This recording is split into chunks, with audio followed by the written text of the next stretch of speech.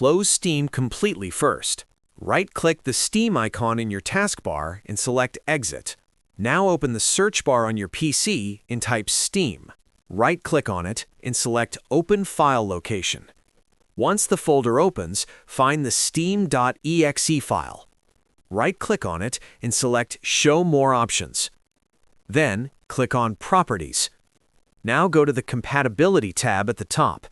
Here, you need to check these three options: run this program in compatibility mode, disable full screen optimizations, and run this program as an administrator. Make sure all three are checked.